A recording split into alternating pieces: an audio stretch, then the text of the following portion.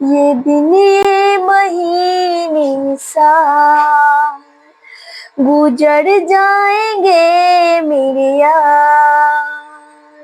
ये दिन ये महीने साल गुजर जाएंगे मेरे यार, मगर इतना रखना ख्याल, जीना सिर्फ मेरे लिए, जीना सिर्फ मेरे लिए। नमस्कार दोस्तों, स्वागत है आपका हमारे YouTube चैनल पर। मैं हूं आपका दोस्त और आप लोग को आज बताएंगे बायो का सबसे जबरदस्त पॉइंट, जो कि गुणसूत्र के बारे में और बहुत अच्छे से आप लोगों को डिटेल में समझाएंगे। तो आप सभी जानते हैं कि गुणसूत्र की संख्या, गुणसूत्र का आधार, ठीक है। तो इस वीडियो में जो है हम सिर्फ और सिर्फ गुणसूत्र के बारे में विस्तारित से जानकारी देंगे, ठीक है। देखिए, सबसे पहला सवाल इसमें है, किसी प्रक्रिया में किस प्रक्रिया को कभी कभी न्यूनीकरण विभाजन, देखिए कह रहा है कि किस प्रक्रिया को कभी कभी जो है न्यूनीकरण अभिक्रिया, ठीक है, विभाजन कहा जाता है, क्योंकि वह शुक्राणु और अंडे बनाने के लिए गुणसूत्रों की संख्या को सामान्य संख्या से आधा कर देता है। ध्यान दीजिएगा, कह रहा है गुणसूत्री जो है इसको क्या करता है, आधा करता है, ठीक है। तो फिर से सवाल देखते हैं। सवाल करा कि कौन ऐसा प्रक्रिया है, मतलब किस प्रक्रिया में जो है कभी कभी न्यूनीकरण विभाजन होता है। कौन सा विभाजन होता है, तो न्यूनीकरण विभाजन। नेक्स्ट कहता है, क्योंकि यह शुक्राणु और अंडे बनाने के लिए गुणसूत्रों की संख्या को सामान्य संख्या से क्या कर देता है, आधा कर देता है, ठीक है। तो इसे जो है हम क्या कहेंगे, तो इसे हम कहेंगे अर्धसूत्री विभाजन। देखिए, जब गुणसूत्र की संख्या को आधा कर देगा तो इसे हम क्या कहेंगे, अर्धसूत्री विभाजन, ठीक है। नेक्स्ट सवाल देखते हैं। नेक्स्ट सवाल है, मनुष्यों में गुणसूत्रों के संख्या यानी युग्म क्या है। तो मनुष्य में जो है गुणसूत्र के युग्म यानी कि जोड़े क्या है, तो मनुष्य में गुणसूत्रों के युग्म क्या है, तो इसका आंसर है 23। ध्यान दीजिएगा, युग्म बोला यानी जोड़ा बोला तो हम क्या बोल देंगे, 23 जोड़े। क्या बोलेंगे, 23 जोड़े गुणसूत्र। 23 जोड़े जब होगा तो ये ऑटोमेटिक क्या हो जाएगा, 46 गुणसूत्र हो जाएगा। क्या हो जाएगा, 46 गुणसूत्र। तो मनुष्य में जो है कह रहा है, मनुष्य में गुणसूत्र के क्या युग्म है, तो मनुष्य में जो है युग्म यानी जोड़ा क्या है, 23 जोड़ा, ठीक है। और गुणसूत्र की संख्या से पूछेगा तो गुणसूत्र की संख्या क्या हो जाएगा, 46 हो जाएगा, ठीक है। नेक्स्ट सवाल है, पॉलीसोम के राइबोसोम की भूमिका होती है। पॉलीसोम के राइबोसोम की भूमिका, ध्यान दीजिएगा, ये पॉलीसोम में जो है राइबोसोम की संख्या क्या है, तो पॉलीसोम में के राइबोसोम की भूमिका क्या होती है, तो इसका आंसर देखिए, mRNA का प्रोटीन में रूपांतरित करने में मदद करता है। पॉलीसोम के राइबोसोम जो है, ये राइबोसोम की क्या भूमिका है, तो ये राइबोसोम जो है, ये राइबोसोम देखिए क्या करता है, ये mRNA का प्रोटीन में क्या करता है, रूपांतरण करने में क्या कर देता है, हेल्प यानी मदद करता है, ठीक है। नेक्स्ट सवाल है, देखिए, केंद्रीय डागमा के लिए सही क्रम है। अब देखिए, ये केंद्रीय डागमा जो है, इसमें जो है सही क्रम क्या है, तो इसका सही क्रम जो है, इसका सही क्रम है डीएनए प्रतिकृति, mRNA प्रतिलेखन, प्रोटीन स्थानांतरण। क्या देखिए, कुछ भी जो है, कुछ भी मुश्किल नहीं है। यदि आप मेहनत करते हैं तो सब कुछ क्या है, आसान है। तो ठीक उसी प्रकार ये देखने में लग रहा है कि बहुत मुश्किल है, लेकिन जब आप एक बार पढ़ते हैं, 1 से 2 बार, तो क्या हो जाता है, हर मुश्किल आसान हो जाता है। तो ठीक उसी प्रकार हम देखेंगे केंद्रीय डागमा के लिए सही जो है क्रम क्या है, तो सही क्रम है डीएनए प्रतिकृति, mRNA प्रतिलेखन, प्रोटीन का स्थानांतरण। ठीक है, ये क्या है, सही क्रम है। नेक्स्ट सवाल देखते हैं। नेक्स्ट सवाल है, मानव लिंग गुणसूत्र बच्चे का लिंग निर्धारण करते हैं जहां एक्स एक्स का परिणाम हो। ध्यान दीजिएगा, आप सभी जानते हैं कि मानव में जो है लिंग निर्धारण जो होता है, यदि एक्स एक्स है तो वो क्या है, गर्ल है। तो यदि एक्स वाई है तो वो क्या है, बॉय है। बहुत सिंपली सी इजी सवाल है कि इसमें कह रहा है कि मानव लिंग गुणसूत्र बच्चे का लिंग निर्धारण करते हैं। तो ये मानव जो है, मानव क्या करता है, मानव में हमेशा जो है बॉय के कारण ही गर्ल या तो बॉय होता है। ठीक है, तो इसमें जो है जिसमें एक्स एक्स गुणसूत्र है वो क्या हो जाएगा, गर्ल हो जाएगा, यानी कि लड़की हो जाएगा। ये सबको मालूम होता है। ठीक है, नेक्स्ट सवाल देखते हैं। देखिए, नेक्स्ट इसमें कह रहा है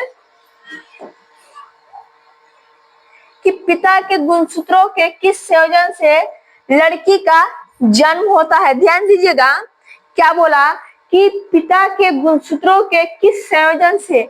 मान लीजिए कि पिता का कह रहा है, क्वेश्चन जो है बहुत ही आसान है, थोड़ा सा क्या करता है, घुमा देता है ताकि विद्यार्थी क्या हो जाएगा, घुलट जाएगा। लेकिन यहाँ डरना नहीं है, पिता के किस गुणसूत्र से जो है लड़की उत्पन्न करता है। तो अभी इससे पहले जस्ट बताए हैं कि बॉय जो होता है, बॉय में क्या होता है, एक्स वाई गुणसूत्र होता है, और गर्ल में क्या हो जाता है, एक्स एक्स होता है। ठीक है, तो कह रहा है कि पिता के गुणसूत्रों के किस संयोजन से। तो बॉय ही जब भी होगा तो बॉय ही पिता होगा।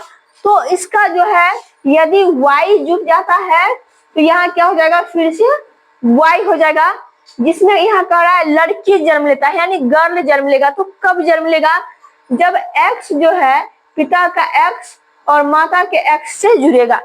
तो कह रहा है पिता के गुणसूत्रों के किस संयोजन से जो है लड़की का जन्म होता है। तो एक्स एक्स से। ठीक है, एक माँ का एक्स है और एक पिता का एक्स है। तो पिता का जब एक्स डोनेट होगा माता में तो क्या हो जाएगा, वहां लड़की उत्पन्न होगी। यदि वाई डोनेट हो जाएगा तो फिर लड़का उत्पन्न हो जाएगा। ठीक है, नेक्स्ट है, एक मानव कोशिका में गुणसूत्र होते हैं। देखिए, यहाँ जोड़ा का बात नहीं किया है। यदि युग्म का बात करता, युग्म या तो जोड़ा, युग्म या तो जोड़ा का बात करता तो हम 23 बोलते हैं। ठीक है, लेकिन यहाँ युग्म का बात नहीं किया है, सिर्फ मानव कोशिका में गुणसूत्रों की संख्या बताया है। तो गुणसूत्रों की संख्या क्या है, 46 है। ठीक है, सिंपली सी, बहुत ही आसान। ठीक है, नेक्स्ट सवाल देखिए, पुरुष में पुरुषत्व के लिए कौन सा गुणसूत्री संयोजन उत्तरदायी है। ध्यान दीजिएगा, अब कह रहा है पुरुष में जो है पुरुषत्व के लिए कौन सा गुणसूत्री संयोजन है। अब यही देख लीजिए ना, ये जब भी वाई डोनेट करेगा तब तो यहाँ पुरुष का जन्म होगा, बॉय का जन्म होगा। तो जब एक्स में एक्स संयोजन होता है तो वहां क्या हो जाता है, गर्ल हो जाता है। लेकिन यहाँ कह रहा है कि पुरुष में जो है पुरुषत्व, यानी पुरुष में पुरुषत्व कैसे होगा, जब वाई डोनेट होगा। तो इसमें कह रहा है कौन सा गुणसूत्री संयोजन होगा, तो वाई होगा। तो यहाँ देखिए एक्स और वाई क्या हो जाएगा, डोनेट हो जाएगा। ठीक है, नेक्स्ट सवाल देखते हैं। नेक्स्ट सवाल है आपका,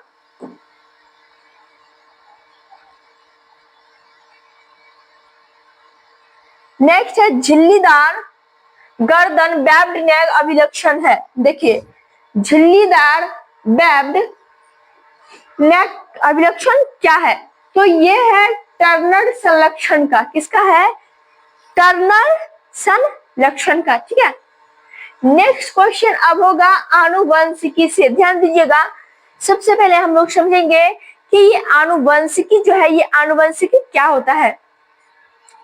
देखिए, आनुवंशिकी जो होता है ना, आनुवंशिकी नहीं बोलता है कि इसका जो है ना खानदानीय पेशा चल रहा है, आनुवंशिकी चल रहा है।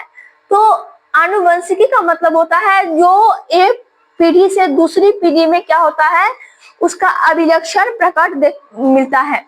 जैसे किसी का दादा का लक्षण उसके पिता में और पिता का लक्षण बेटा में। मतलब हम लोग क्या कहते हैं कि इसका खानदानी पेशा ही ऐसा चलते आ रहा है। ठीक है। लेकिन वैज्ञानिक भाषा में हम क्या बोलेंगे कि ये इसका आनुवंशिकी चलते आ रहा है, इसका डीएनए प्रतिकृति चलता आ रहा है।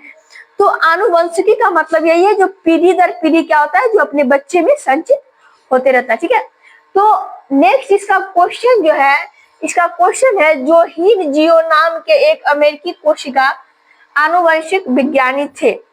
ध्यान दीजिएगा, ये जिन्होंने आनुवंशिकी का खोज किया होगा या आनुवंशिकी के बारे में बताया है, तो उसके बारे में बता रहा है कि जो हीन जियो नाम के एक अमेरिकी जो है क्या है, कोशिका आनुवंशिकी है, विज्ञानी ने किस वर्ष में एक शोध प्रकाशित किया था जिसमें 2n बराबर 46 को मानव गुणसूत्रों की सटीक संख्या के रूप में परिभाषित किया था। कह रहा है कि किस वर्ष जो है ये स्पष्ट कर पाया था कि मनुष्य में जो है 46 गुणसूत्र होता है। ठीक है, तो ये कब जो है स्पष्ट कर लिया कि मनुष्य में 46 गुणसूत्र होते हैं, तो ये वैज्ञानिक जो है अमेरिका का, ये 1956 में स्पष्ट करके दिखा दिया कि इन्होंने प्रतिपादन स्पष्ट कर दिया कि मनुष्य में जो है 46 गुणसूत्र होते हैं। ठीक है, नेक्स्ट सवाल है, एक मेंडेलियन विकार नहीं है। अब ये देखिए विकार क्या होता है, विकार हो गया कोई अभिलक्षण का नहीं होना। विकार मतलब क्या होता है कि मान लीजिए कि एक कान नहीं है, ये भी क्या है, एक विकार उत्पन्न हो गया। ठीक है, तो कह रहा है कि मेंडल विकार नहीं है, तो मेंडल विकार है टर्नर सिंड्रोम। तो ये क्या है, मेंडल विकार नहीं है, ये टर्नर सिंड्रोम क्या है, मेंडल विकार नहीं है। देखिए नेक्स्ट जो क्वेश्चन है, यह निम्न वैज्ञानिक ने मटर के पौधों पर काम करते हुए वंशानुक्रम के मौलिक कानून की खोज की थी।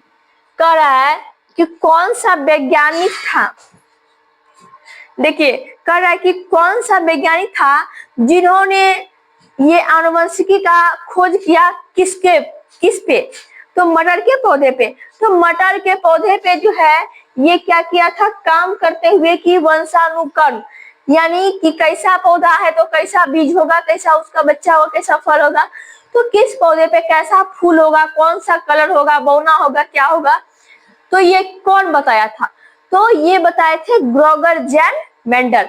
ये ग्रेगर जेन मेंडल क्या किया था, मटर के पौधे पे चयन किया था। तो क्वेश्चन है, निम्न वैज्ञानिक ने मटर के पौधे पर काम करते हुए वंशानुक्रम को मौलिक कानून की खोज की थी, तो ये किया था ग्रेगर जॉन मेंडल। ठीक है, नेक्स्ट क्वेश्चन है, ग्रेगर मेंडल का आनुवंशिकता का मूल नियम, ग्रेगर मेंडल का आनुवंशिकता का मूल नियम किस सब्जी पर उनके द्वारा किए गए कार्यों पर आधारित है।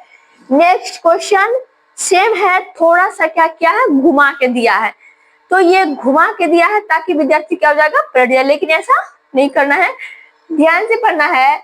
कह रहा है कि ग्रेगर मेंडल का आनुवंशिकता का मूल नियम किस सब्जी पर, कह रहा है कि किस सब्जी पे अब बोल दिया, तो कौन सा सब्जी पे दिया था, मटर के पौधे पे दिया था, तो यहाँ क्या हो जाएगा, इसका आंसर हो जाएगा मटर के पौधा। ठीक है, नेक्स्ट क्वेश्चन देखिए, विल्सन रोग एक आनुवंशिक रोग है जिसमें डैश शरीर में अत्यधिक मात्रा में संचय होता है, तो ये होता है कॉपर, ये क्या होता है, कॉपर। याद रखिएगा कोई भी चीज जो है, कोई भी चीज आसान नहीं है, मुश्किल नहीं है, यदि आप चाहेंगे तो आप भी कुछ कर सकते हैं, बस एक दिमाग में रख लेना है बात कि वो कर सकता है तो हम क्यों नहीं। नेक्स्ट क्वेश्चन है, विल्सन रोग का लक्षण नहीं है। देखिए ये विल्सन रोग जो है, इसका जो है कौन सा लक्षण नहीं है, तो विल्सन रोग का लक्षण रतौंधी नहीं है, और रतौंधी जो है ये क्या होता है, विटामिन ए की कमी से होती है, और रतौंधी में जो है सबसे क्षतिग्रस्त, यानी रतौंधी में कौन सा शरीर का अंग क्षतिग्रस्त होता है, तो ये होता है आंख, और ये रतौंधी कैसे होता है, तो विटामिन ए की कमी से होता है, और यह विल्सन रोग का लक्षण बिल्कुल नहीं है। नेक्स्ट है, मेंडल को डैश के रूप में जाना जाता है। अब बताइए मेंडल को जो है किसके रूप में जाना जाता है, तो मेंडल को जो है जेनेटिक्स के जनक, ये क्या है, जेनेटिक्स के जनक है। कौन है, तो मेंडल। ठीक है, नेक्स्ट है हीमोफीलिया का लक्षण है। तो देखिए, जिस व्यक्ति को हीमोफीलिया हो गया, तो जिसको हीमोफीलिया हो जाएगा तो उसको जो है ऑटोमेटिक उसमें क्या होगा, प्लेटलेट्स की संख्या पूरा घट जाएगा, जिससे क्या होगा, ब्लड का थक्का नहीं बनेगा। ठीक है, तो हीमोफीलिया का क्या लक्षण है, तो हीमोफीलिया का लक्षण है रक्त का थक्का न जमना। अब देखिए, रक्त का थक्का जब जमेगा ही नहीं तो क्या होगा, यदि कहीं कटिंग हो गया तो क्या हो जाएगा, ये पूरा का पूरा क्या होगा, ब्लड उसके शरीर से निकल जाएगा, तो उससे क्या हो जाएगा, मनुष्य की मृत्यु तक हो सकती है। तो हीमोफीलिया में जब प्लेटलेट्स की संख्या नहीं रहेगा तो इंसान चलने फिरने में भी क्या होगा, उसे मुश्किल होगी। और नेक्स्ट क्वेश्चन हो जाएगा इसमें कि पुणे स्वायर में cross capital A small capital B और small B cross capital A small B के साथ कितने capital A capital B small B genotype बनेंगे। तो ग्रेगर जॉन मेंडल जो है मटर के पौधे पे चयन किया था, जिसमें जो है कुछ पीले फूल थे और कुछ व्हाइट यानी उजला फूल थे, कुछ लंबा पौधा कुछ बौना पौधा। तो इसमें कह रहा है ठीक उसी प्रकार इसमें कितने जीनोटाइप होंगे, तो इसमें जो है 4 जीनोटाइप होंगे। क्या होंगे, इसमें 4 जीनोटाइप होंगे। नेक्स्ट क्वेश्चन है आनुवंशिक रूप से समान व्यक्ति के बीच प्रत्यारोपण को क्या कहेंगे। तो समान व्यक्तियों के बीच जो है प्रत्यारोपण को हम लोग कहेंगे आइसोग्राफ्ट। क्या कहेंगे, आइसोग्राफ्ट। यदि वीडियो अच्छा लगे तो वीडियो को लाइक कीजिए, शेयर कीजिए। यदि आप चैनल पे नए हो तो चैनल को सब्सक्राइब करें। धन्यवाद।